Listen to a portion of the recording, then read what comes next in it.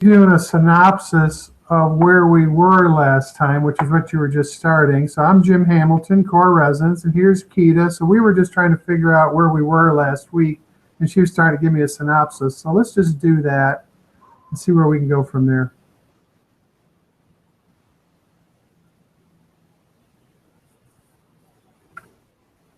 Okay. Do you want me to just continue speaking? Yeah. Okay. So I know that we were getting into the whole idea of moving into what I call a rarefied air situation where you're very conscious of who and what you're doing as a human being. And in that respect, your activity or your actions are not so much accelerating as much as they are stopping, or you're not having to do as much because as an observer, you are giving permission to the events, people, circumstances, the universe, if you like, around you to lead you through your life as opposed to you leading your life. You're letting life lead you as opposed to you leading life. And it is so much easier. However, getting to that point, as we have been discussing in the last couple of weeks, is not always an easy process. Okay. So what I thought I heard you say there at the beginning is there's a certain kind of an ease that, and I don't want to say disconnect, but a certain kind of an ease. And what jumps to mind is that when we're not running our own show, that ease is available. And what it is a lack of resistance, curiously enough. Correct. Yeah, that's right. Do you want me to give you I'll give you an example going back to the project I'm working on. Okay, good. So I had one of my committee members recommend a comedian to be part of the lineup in New York and me. Pardon? Hopefully it's not Bill Cosby. No. Sorry. Are you kidding? On Thursday, May 19th in New York City. All right. And so the name was given to me, and I said, sure, let's see where all this goes. Looked up the segment. He, in fact, has a happiness monologue, which is hilarious. Wow. And so I connected with the agent, went to his website, and lo and behold, got an answer back.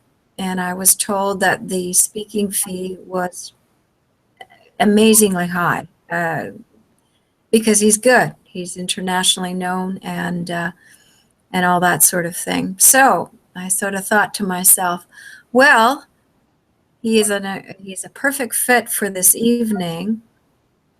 What can I do to see about perhaps sending a note to his agent? So I did, and I was very forthright in saying that we're getting this whole movement off the ground, the happiness this is what we're all about, and that given his speaking engagement fee, we are nowhere near to being able to afford that. So I said that being who we are, is there any way that there might be an honorarium of sorts? And I just sort of threw it out there and forgot about it, thinking, well, we'll do what we can, but I'm not forcing, I'm not trying to strong arm the agent or say, or beg the agent or anything like this. It was basically a very, very soft presentation by email. So he, and then we talked on the phone a little bit further, and I further outlined what we're about and what we want to achieve and the fact that we're supporting a local charity, etc. So he said, well, send me what you've just said and we'll think about it and we'll get something back to you. So there you go. Well, got an answer, So-and-so has accepted. And here's the rub. Here's the really interesting part, Jim. It happens that the same day, the same evening, he already has a New York engagement. He will be there anyway. He already has a gig to go to that will, if you like, cover whatever needs to be covered for himself as an entertainer. That being said, because we have an early evening, he can literally stop by, do his 10-minute monologue, and then proceed to his next engagement. And this is exactly what is happening. So if we were all leprechauns, we could all hold hands and dance around the mushroom and be happy as hell, right? You bet. And the thing is, the one stipulation that we have, and I, of course, am honoring it, is I cannot give away or promote his name. I can simply say special comedy guest. And of course, if we're dealing, and we are, with special corporate sponsors or prospects, we can certainly mention his name with his permission in order to secure funding, in order to then have greater donations made to the charity. So it all works out. So that's a wonderful story, and it's a perfect story. And what I want to know is, when you made the offer, the honorarium presentation, tell me about the impetus behind that, because I know it was absolutely effortless. There was no forethought on it. It just kind of dreamed its way right out of your being, is my suspicion.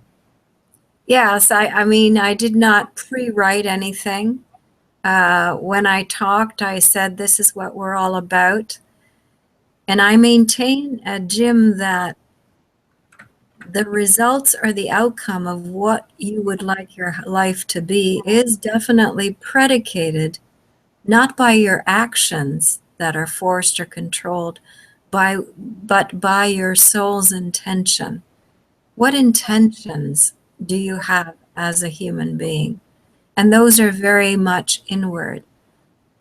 If the intentions are authentic, well-meaning, and absolutely are meaning to do good or to make a difference in this world, then you can bet that the universe in its own way will do everything it can to conspire with you because of this authenticity of intention and integrity. Because that in and of itself is your soul aligning to source, to the divine. And so in my doing this whole endeavor, it's not me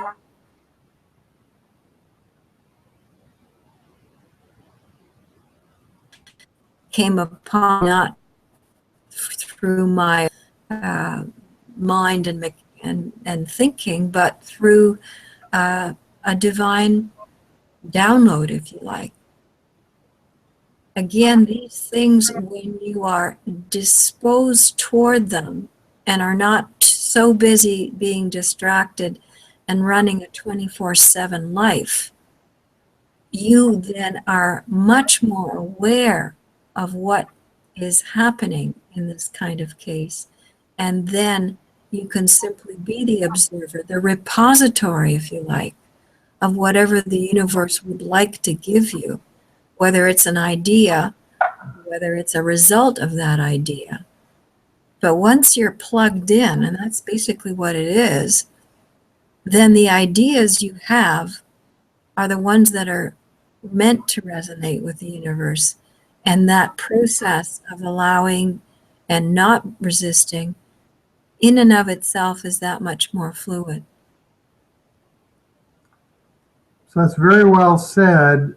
And the way that what I would add to that, or a parallel in the same thing, is that when you plug in, you're not in resistance. Now, resistance is not a mind-driven experience. You can't say, okay, today I'm not going to be in resistance. I'm going to walk around and not be in resistance.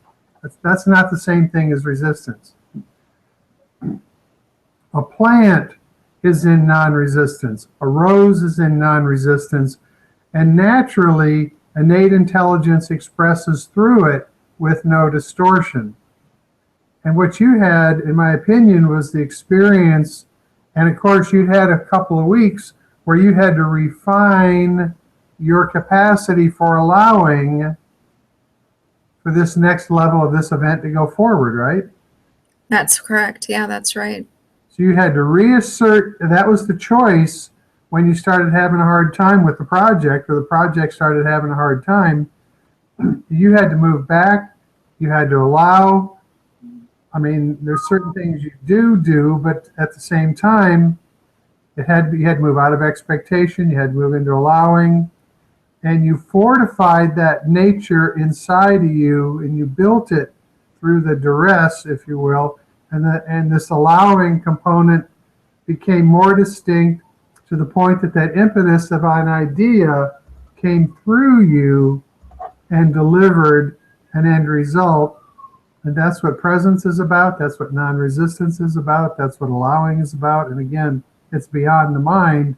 And this is what we're trying to learn how to document, this experience of being a host for innate intelligence expressing through us.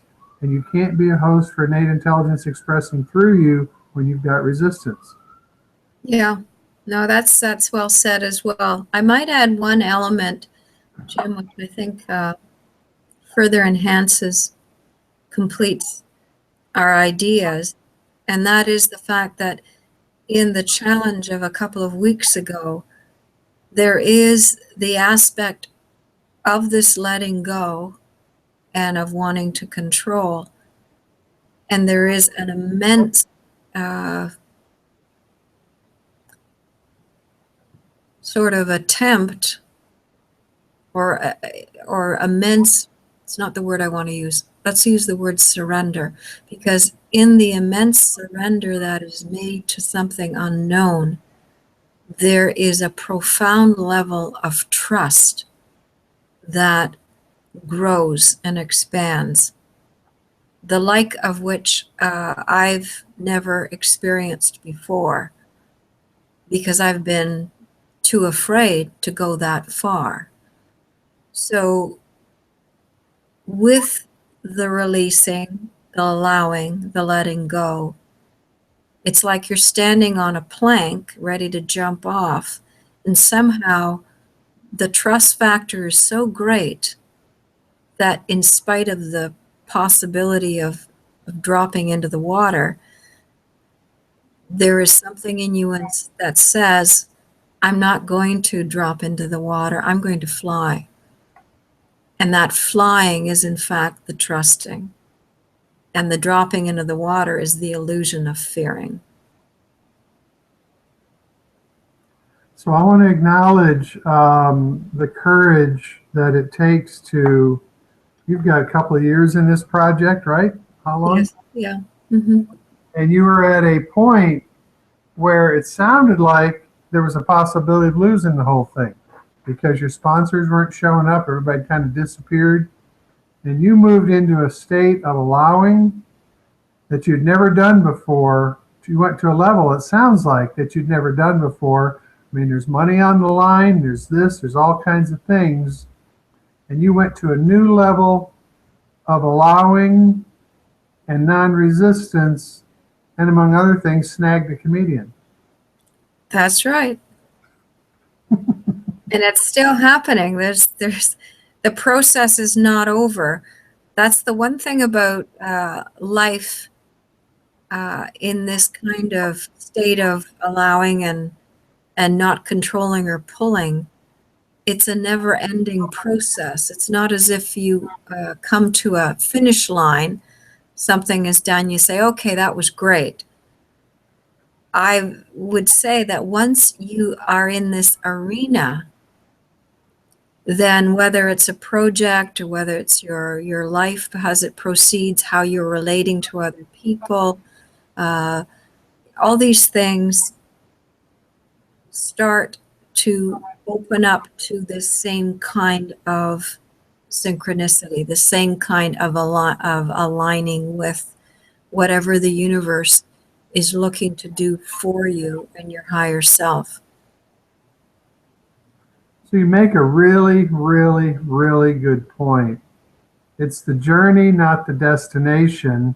For example, when you ran your Boston Marathon, with all of the preparation, I would say years of preparation. I know you did a lot of different kinds of races and things, but you had this big empty spot after you ran it. It took you months to kind of reconfigure, didn't it? Yes, yeah. To an ending, and the ending brought you what? Kind of a bit of a loss. And that's not exactly the point, but the universe doesn't do endings. The universe unfolds and unfolds and unfolds and unfolds, and it keeps unfolding. And it turns out the journey is the interesting part, not the destination. And frankly, I mean, it'd be a little trite to say the end of the journey is you're dead, because there's no such thing as dead. So it's not even a really good analogy. But in presence, there is no ending. It just keeps going, and you experience and you experience and you receive and you receive and you share, and it just a never-ending experience, and that's what you're describing right there. It's good conversation. That's right. It is the other aspect to this, Jim, is that when you are in this kind of state of allowing, because your acuteness, your acuity in observing and listening and watching is that much higher, you will have affirmations that will occur, whether it's a conversation that you may hear, a song on the radio, whatever. But there are these constant clues and affirmations and confirmations of what you're about. And I wanted to just add on to what you're talking about in terms of the journey not ending. I can't recall what the result or outcome of I was speaking with someone who had accomplished an incredible goal. Whether it was a race or not, I'm not sure, but something fairly significant. Mm-hmm. And as I continued to talk with them, they said, you know what? I love the journey. The end result was really nothing like the journey itself. And I didn't elicit those words, and I haven't heard anyone say that in recent memory, as long as I can remember. But it was interesting that that was said now, in the time that I probably most appreciate those words, or I can understand totally what they're talking about when they say, heck, that process was wonderful. Yeah, the prize or the award or whatever it was great, but that trip was amazing. And and going back to what I've just linked that to, affirmations begin showing up for you in the most unexpected ways, places and situations, when again you are just that much more aware, but aware of the fact that you're living a pretty good life. And so these kind of acknowledgments, when they come into view, you have this sense of gratitude, of thankfulness. And I think that is another offshoot of living in a much more resistance-free life. You know, something I've been doing with clients lately just a bit, and I'm starting to experiment with it even more, is I'm asking people to come up with something that they love to do, that maybe even they came to the planet to do, something that feeds their soul at such a basic level. Because I think how I tie it to the conversation we're having is because what they do that's so basic, that is so foundational to their soul and their being, is rewarding. And for myself, curiously, burning fires like campfires or fire pits, not gas, but real fires. I like burning fires.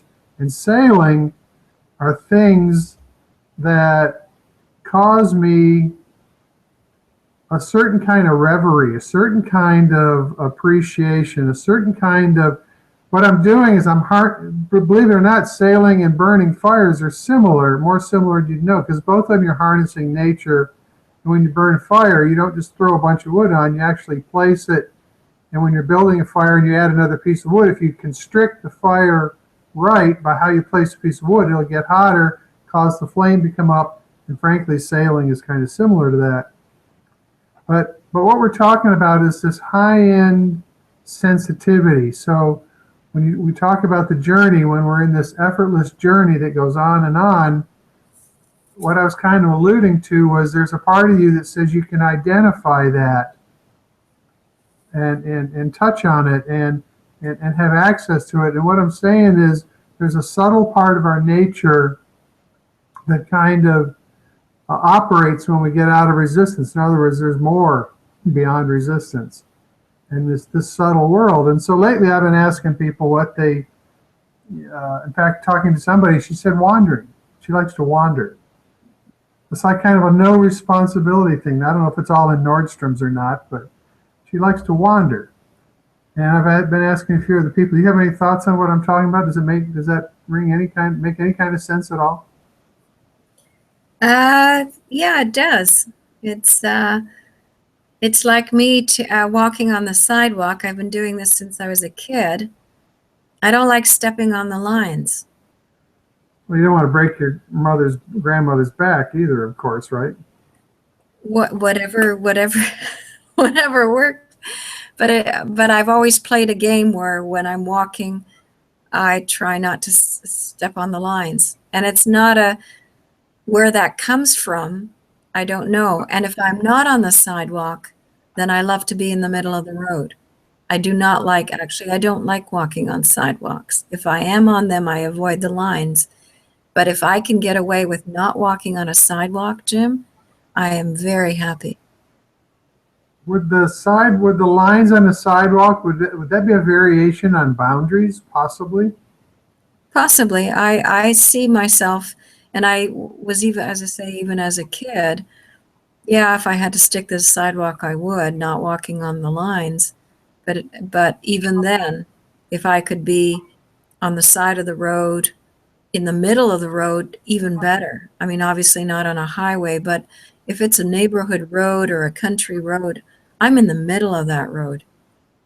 And even when I run, I don't run, I run on the side of the road. If it's an early morning and there are no cars, I'm on that road. I'm not on the sidewalk. I've always been that way. And I think I have a feeling of freedom, absolute freedom. An expanse. There's an expanse on the road that I don't have when I'm on a sidewalk. So is that a variation on when you say it's not constricting, it opens you up? Is that kind of like the journey versus the destination? Is there a parallel there?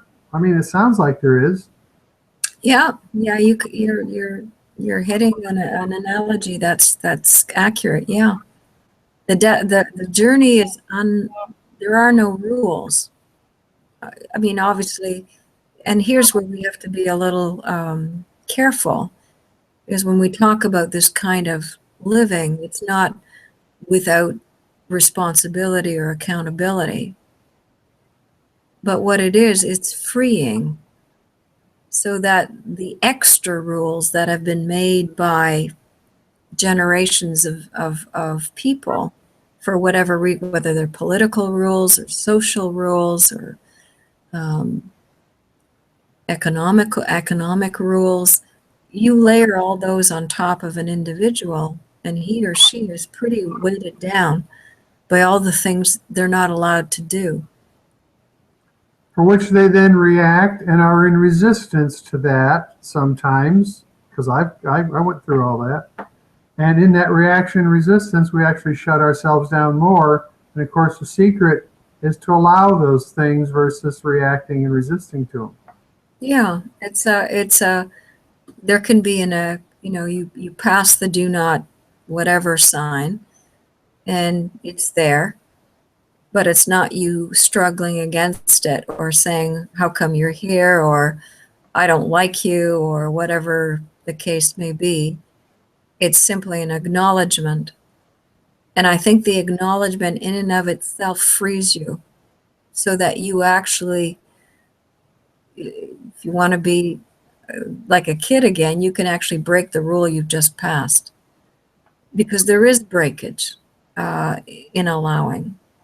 That's, I think, where how does one call this? It's almost like an oxymoron. You acknowledge a rule and in order to be able to break it, and that frees you up. You know, that it's funny you say that, because where I kind of wanted to go with the remark as this whole thing unfolds is, I think we have to first be in the world. I think we have to know what the world is, and I think we need to, when I say excel, that's not exactly what I mean, but we need to have command over our surroundings. And the more command we have of our surroundings, ultimately it is easier to let go. I mean, the shortcoming of what I'm talking about is you can't just let go with the mind or use the mind to let go. But my experience has been, in some respects, the more grounded you are in the world properly, not grounded by doing what you're told to be doing. That's not what I'm talking about. I'm talking about making the world your own and learning it. Like, one of the things I like to say is that a genius is somebody who just extrapolates from nature. So they've come to have a command, they've come to see nature and all the lessons and all the opportunities and all the principles that nature expresses. And so the more you ground into that, somehow you take it on in some manner, and letting go then, I don't know, serves you. It's as if, yeah, I get it. It's as if you practice and practice and practice and practice, and then you are mastering to the point where you throw away and you move into automatic pilot. I would liken it to an athlete who's training. But the letting go of all the practice and just simply allowing for yourself to move through your performance, your ski run, whatever it might be, allows you to enter that state that it's almost in some ways a state of euphoria. It's a state of suspension. It's a state of otherworldliness. And I venture to say that in a state of otherworldliness is where victories are claimed, where art is created, where music is written, because that suspension of what is to what can be is actually what we're all trying to attain as human beings. So like the athlete, they call it the kudos zone, I think, or they call it the zone. And so the guys going down the basketball court, they become super attuned to each other. They get out of time. They have the experience of going down the court together. They're out of their mind, as hard as it is to understand on one hand. But the question is, how do they do it in the rest of their life? And I'm sure that's what's fun about these athletes. Some of these guys are experiencing this access to presence, and even experiencing access to presence in sync with a couple other people, which is now becoming the game. It's one thing to be in sync with the cosmos on your own, and now it's where we're starting to learn how to do it with each other. And that's starting to be, that's kind of where the cutting edge is starting to show up. I don't know how to try to go more subtle with what I was talking about, but it seems like the more you have command of your surroundings, the more you have to let go, and the more you have to let go, the more you can let go. I don't know how to explain it better than that, but it's something that when I say I've experienced, I'm not really sure how I can explain it better. But clearly, the athlete on the basketball court, or even the marathon runner, they reach a point where they're out of their mind completely, and they move into this other space. And so that's a variation on what I'm talking about. But of course, what we're really talking about is how do you do this full time where embracing the universe or the universe embracing you, you become one with that. But it seems to me that the more grounded we are before we come to that space, the more we get to bring in. Maybe it's like we have more command over our physicality, more command over our surroundings, more command over our physicality, and then we let go. And then as innate intelligence comes in, it has a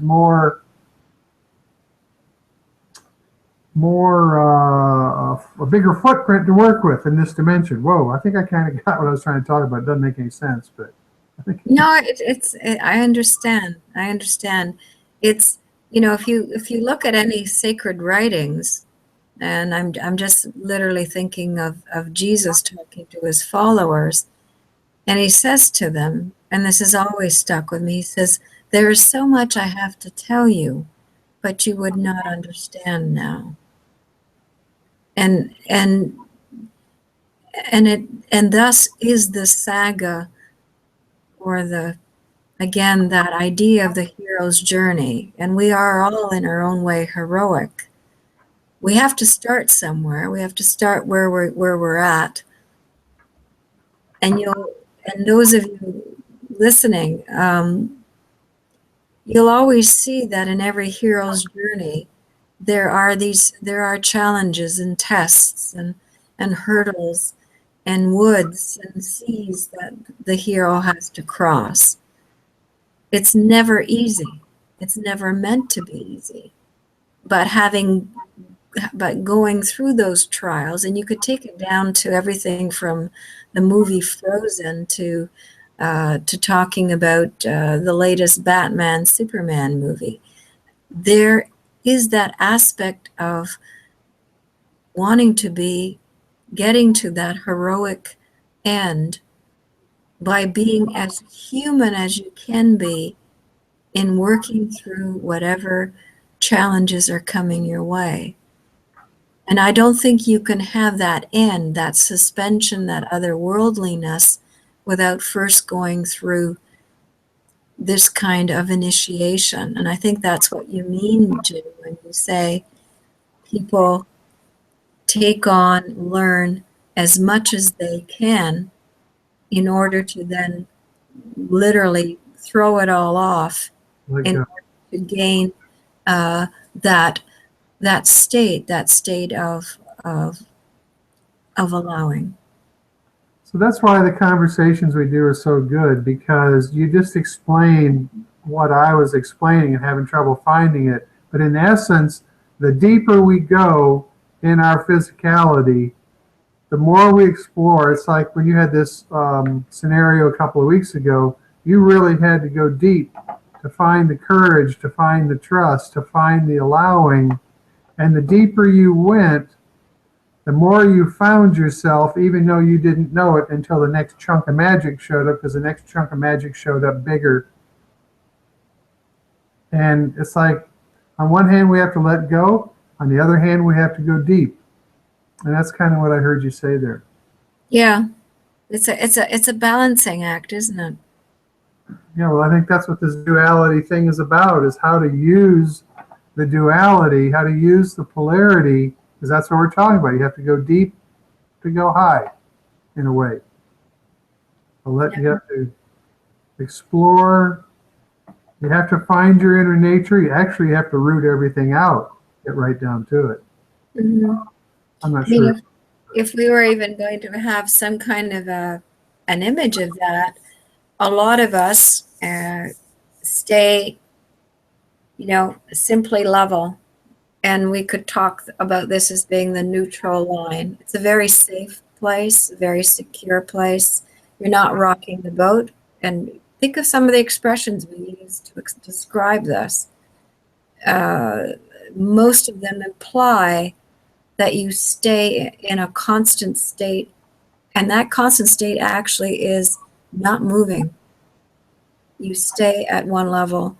If you venture to go up, of course, there's going to be, the tossing of the boat, the tossing of the waves. Chris? If you are up there, but you also can come down. So it's this vacillation that actually is a natural part of living in life that we, because we've been told or taught or we're predisposed, we're not keen on this. We want to stay here. But once you leave the level and you're up and down, guess what? It's really worth it. I was talking with a friend yesterday, and she was telling me how, first off, she's the first woman in her family to go to college. She's from Greece, her family's Greek. And she was talking about how very distinct her dad was that she'd get a business degree. She wanted to do art, she wanted to do creative stuff. He was adamant that she do business, and she ended up doing that, and she was very successful. And now that she's a certain age and she's kind of done the stable thing that he so much wished for her, now she's able to flower and move into what she wants to do. But that's exactly right. Society says, mind your manners. Society says, do what you're supposed to do. Don't talk back, I think, but it's that breaking away. In fact, it's in a way, it's kind of sad to see how the new term is they're deschooling kids. It's not the same thing as homeschooling. They're deschooling them. They want to take them out of that rigor mortis of sitting alphabetical and facts. And, all your ADD is kids that aren't a match for what the school says you should be learning at this particular rate and pace. And they're just going, hey, I ain't a match for that, so I'm ADD or whatever. And it's this rigidity that's killing us. All the excitement is about breaking away. All of it. All of it. Huh. So tell me what, in terms of your week, anything that you can refer to, Jim, that is similar to some of these examples that I've mentioned? Well, I mentioned the idea that just lately I've been talking to clients about something that feeds their soul. What I'm looking for is causing people to resonate at the very base, at their very foundation. I'm wanting to cause people to sense in and sense themselves. Like I asked this one woman about what is something that really feeds your soul, and she gave me she gave me normal answers, and I said, no, that's not what I'm looking for. And she finally came up with wandering. And I think wandering is interesting. It's kind of a no-mind place, and I think, in fact, I kind of want to work 10 more years or put core resonance, get it to bed, so to speak. And then I want to start reading the classics. And I kind of want to wander the planet second half of my life. I want to wander. I'd like to wander through the literature of this planet because I've never done that. I haven't read so many things that are basic to university level stuff because my English teacher let me out of high school. I still didn't figure out who Beowulf was because I wasn't doing good in my senior English at all. I wasn't getting along with my dad. But this, I have this expression, do what other people do, get what other people get. And I say no thanks. So I think this exploration, this coming to understand that we are constantly sensing outward, we're receiving information back, and that's how you step around mud puddles. But you've got to be able to operate at this subtle level. I was driving a couple of days, I'll give you an example. I was driving. I was going somewhere on Friday evening. I was going to go meet somebody. And I get out of the house. I get in my car. I'm going down the road, and I realize I don't have my glasses with me at all. Well, I know I'm going to have a couple of cocktails or whatever, and I'll be driving home in the dark or after dark without my glasses. So I thought, oh, I got the opportunity to go back and get them. So what I immediately did was I let it go. I'll solve it. It occurred to me I'd forgotten my glasses. I don't really do that, and I don't wear them that much. They're on top of my head most of the time. And so I really allowed, once it came into my awareness, and about a minute later, an insight came to me that in the trunk of my car is the bag I carry when I hike, and there's a spare pair of glasses. And my point is, if I had gotten in resistance to quote unquote the mistake, the insight would not have come to me, because insights don't come in resistance, not the quality ones. Like the one on the honorarium, you weren't going to get that sputtering and upset that the guy won't work for free or he wants to get paid or whatever. There was a whole level of allowing, i.e. absence of resistance, and in that absence of resistance, the insights come. And if I were to probably sum up my week, I would say that little lesson right there was a big chunk of it, because it was very apparent that in non-resistance, a solution came to something that I thought could potentially be troublesome. A couple of glasses of wine driving around town at night without glasses, and it's a little bit of an edge, or because properly I need to be wearing glasses. I need to wear glasses all the time, but I don't. Very, very, that's a good example, because these kind of aha moments are not necessarily meant to be monumental. It's sometimes in the very, very smallest ones that you get a glimpse of how cooperative the universe can be with you. For instance, even getting a coffee and you're looking in your change purse and you're missing, you need another 5 cents or whatever, and lo and behold, there's the 5 cents on the floor, or somebody behind you passes you the coin. It doesn't sound monumental, as I've said, but you acknowledging that interplay is really fascinating, is really what makes it fun to have the universe on your team. It reminds me of well, first off, I was coming out of Costco a couple days ago, and on top of this little column, it's like where they park the buggies, and there's some chains, and on top of it, there was like 22 cents, and I walked by it, and I picked it up and put it in my pocket, and I thought, those dimes are going to be good for something. And I was later, a day or so later, because I haven't had any change in my pocket for a few days. I don't, it's like, I've wanted change, I haven't had any, so I saw the change stuck in my pocket. And I got to a place where I buy water. I have my 3-gallon bottles, and the amount of money I had, which was in dollar bills to make change, I needed one more quarter, and the change I picked up in the Costco parking lot filled my bottles, because otherwise I would have had to go in the store and fool around to get more money. Let me touch on something real quick that I've noticed, and I'm noticing, and it reminds me in part about our conversation here, because these conversations are truly wonderful. I'm very appreciative of what you and I have achieved, not only over the year or year and a half, or however long it's been, but what this is kind of morphed into, because we're trapping some really cool stuff on video, and I think some of this is worth sharing. But what I'm thinking about is, I've been in Scottsdale for about a year now. I started out with free networking and kind of learned my way around town a little bit, and then I got into some fancy, sophisticated networking that was kind of high price. And I kind of moved on from that. And what I've done in the year I've been down here is I kind of found my place. I met a bunch of people I liked. I kind of settled in. It took a while. because my desk is where I'm at primarily and first and foremost. But just recently, almost all of that, what I've achieved in the year, I've let go. No big deal.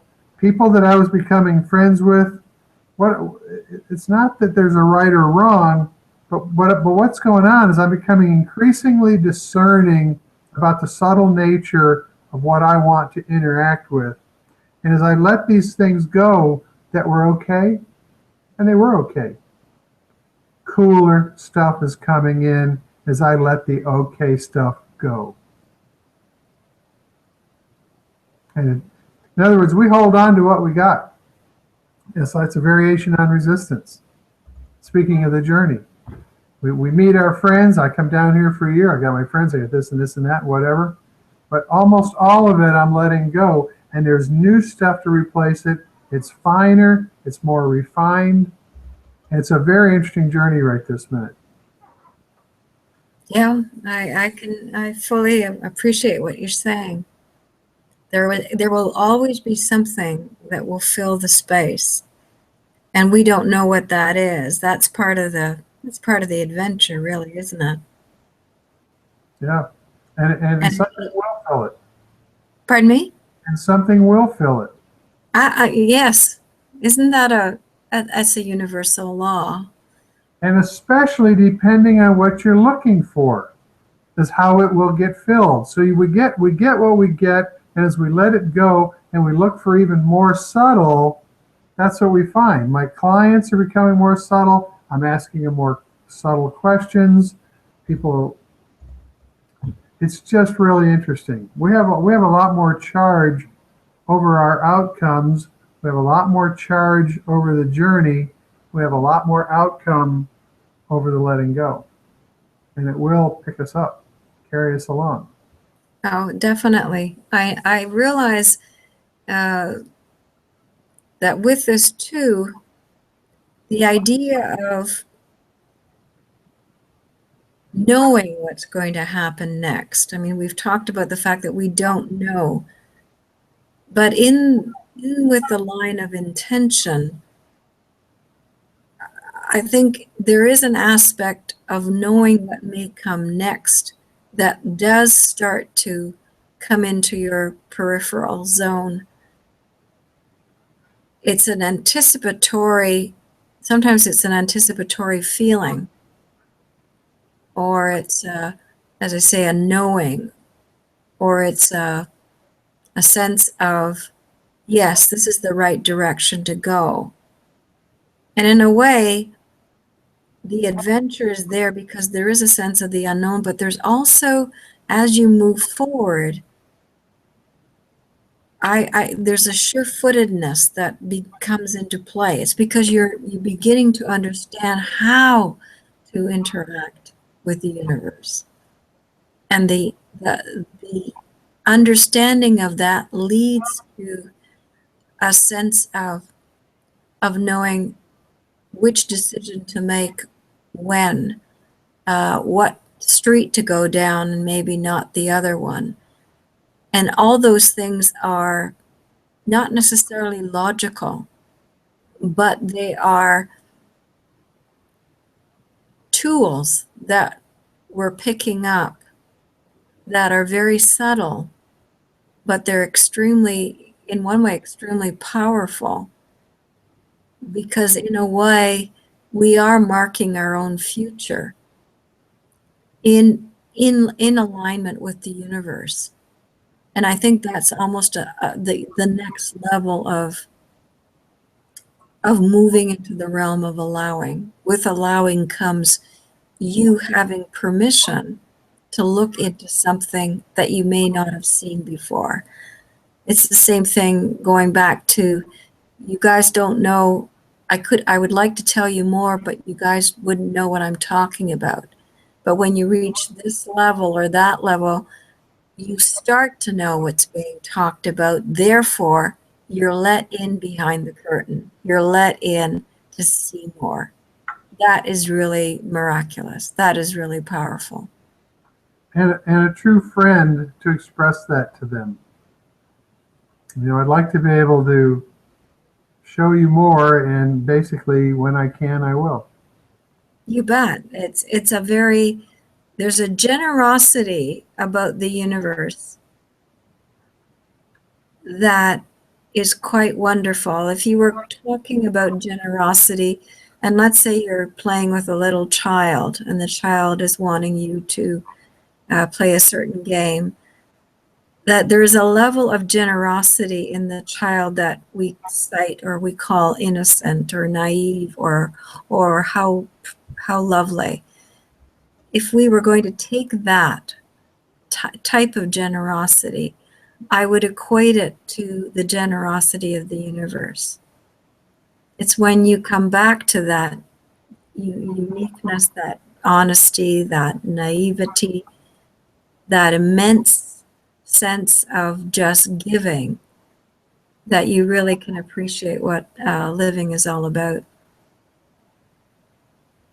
So it turns out there is a mechanical understanding of allowing in a manner of speaking, and at the fork of a road or a fork where there's two choices, you can actually subtly feel for the difference in the right road or the right choice versus a different choice.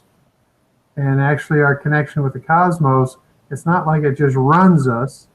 There's a subtle nature of this exploration and this being that we partner up with, and it's a subtle connection. And as we learn how to do it, so the fun part is we can see it as a mechanical process a little bit. Yeah, and then add to that that in all these so-called decisions, there's free will. I mean, the universe is its own allowing.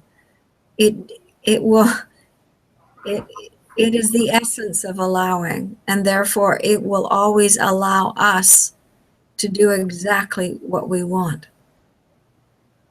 And if you want, if let's say you quote unquote make the wrong decision or you make the different decision, all it becomes is the contrast for refining the next set of choices. And so it's perfect. Everything we have in front of us is perfect. Everything. Yeah. And on that you can rely. So where do we go from here, Jim? What's next on the? Let's figure it out. Is there anything that is tweaking or sort of resonating with you now as a result of anything that's been said in the course of this conversation? Well, first off, we've covered some really wild territory, and I marvel at our ability to do that, and for you to pick up on some of the things that I say that I don't quite make complete, and they become complete between the two of us.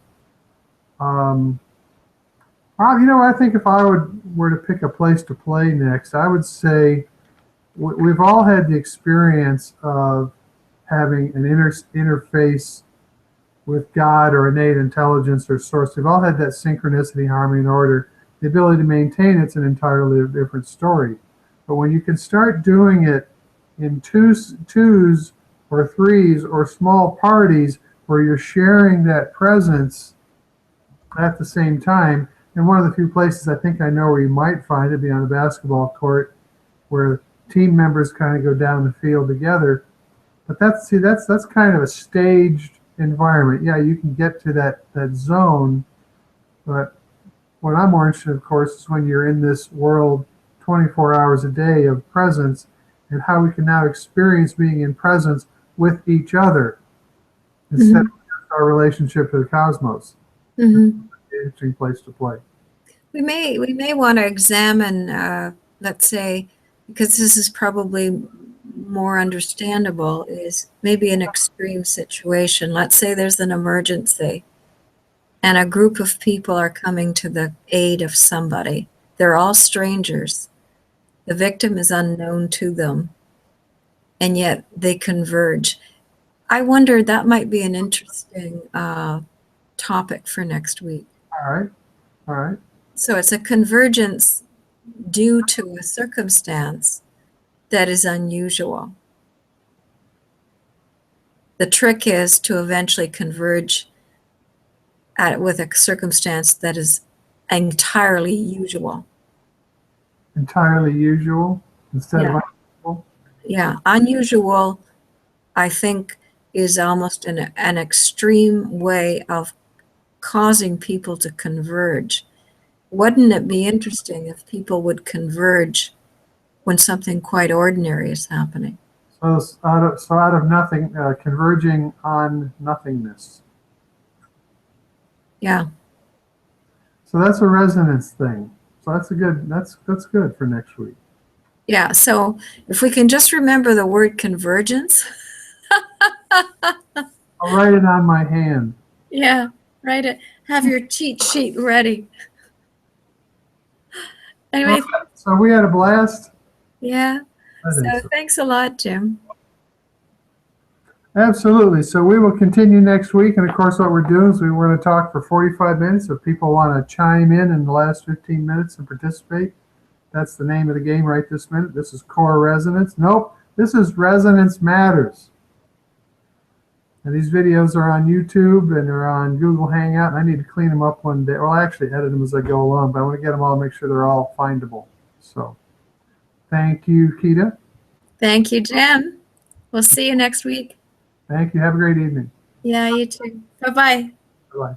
Bye.